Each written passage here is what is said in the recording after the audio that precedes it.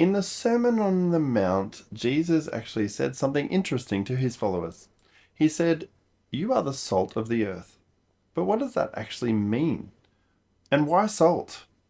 What happens when salt loses its saltiness? Let's have a look in this video at what Jesus actually meant. Hello again, thank you for joining my channel.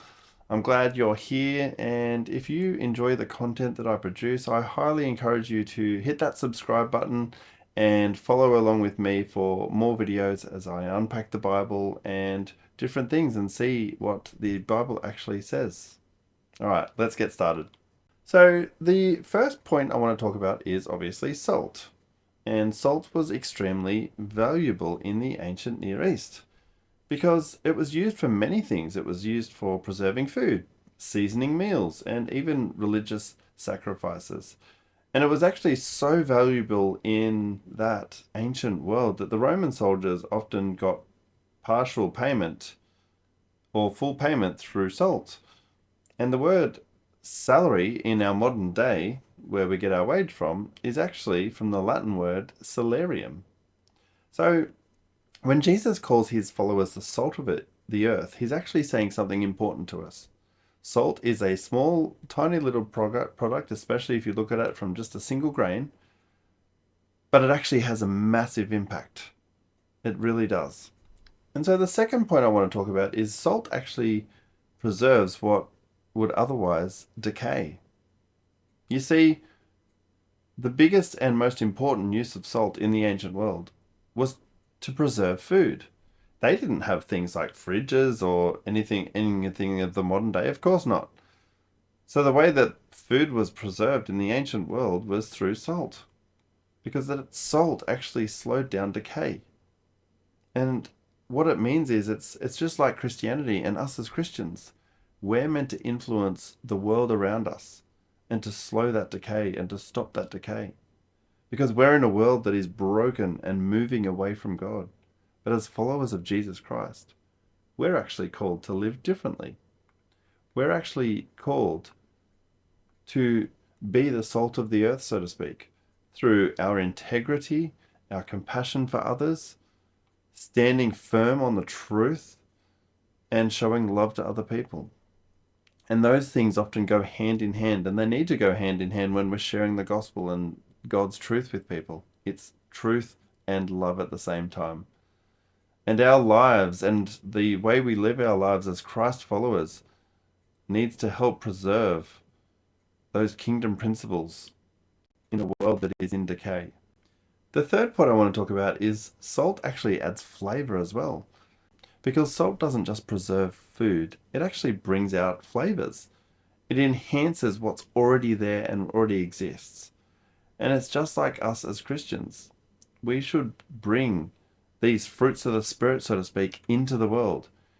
The way that we live our lives and conduct ourselves through Jesus Christ at the center of everything actually needs to reflect into this world. And we need to add that flavor into everything that we do.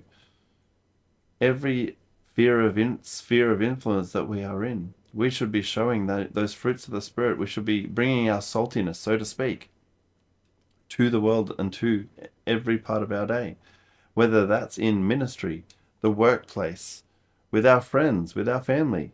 We need to be the salt, because for a dying world, they need to hear and see our actions and what we do and how we live. Because Jesus actually has, straight after this example in the Sermon of the Mount, he actually says, "You are the light of the world." And what he's talking about there is when we have that joy of salvation in us, when we have the Holy Spirit living within us, we should not hide that. We should shine it so everyone can see, and everyone will see something different about us and wonder why. Jesus says we shouldn't hide our faith, because he goes on to say, "Let your light shine before others, that they may see your good deeds and glorify your Father in heaven." See, all glory goes to God. It doesn't go to us. We are simply servants of the Most High God. And the good deeds that we do are only because of our faith and our salvation in Jesus Christ. And the way that we live and conduct our lives really should point people towards God and towards Jesus Christ. Because Jesus Christ is the only way that anyone in this earth can be saved. Our lives need to point towards Him in our actions, our deeds, and our words. And so the fourth point I want to talk about is the warning that Jesus actually gives from this example of salt and light. Because He says, if the salt loses its saltiness, how can it be made salty again? You see, in the ancient world, going back to this example, salt could become contaminated with other minerals. And when that happened in the ancient world, it actually became useless. It's just a warning for us as believers that when we start to identify ourselves with the world or take after what the world is doing and fall into sin and continually perpetual sin, we become like that salt that's useless because we're contaminated. We're contaminated with what the world brings. And we need to be different. We need to be set apart. And that's why Jesus has this warning about not losing your saltiness as believers. Because we cannot stop living as disciples of Jesus Christ. We cannot stop influencing the world through what Jesus tells us to do. We need to continue our influence as believers so our saltiness doesn't disappear. Just like the light example, if we hide our faith, what good is that? When we have light inside us, that cannot be hidden. And when you shine a light in the darkness, it actually uncovers things that are in the darkness. So we've got to make sure that our faith is not hidden and we do not compromise and we do not lose the impact of having Jesus in our hearts, but we strive to continue to shine that through in all we do. And so Jesus calls all of us as believers to be the salt of the earth and the light of the world in every day. Our faith is not meant to be private. It is meant to be shared, and so others can see. We are meant to influence the world around us through Jesus, through the gospel message, through the joy that brings. Because it's not through anything that we've done. It's not through anything that glorifies us. It's through our lives that reflect the character of Christ. So, as I finish up, I just wanted to get your opinions. And what are ways that you can still be salty, so to speak? And what do you think Jesus meant by the salt of the earth?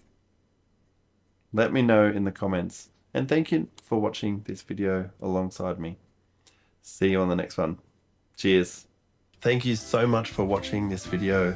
If this video spoke to you, I would encourage you to hit that subscribe button on the YouTube channel and also to like and comment on my videos to help this channel grow, where I continue to teach on biblical topics and things that I just find in my own personal study. And I hope you enjoy each and every one of these videos. Thank you so much.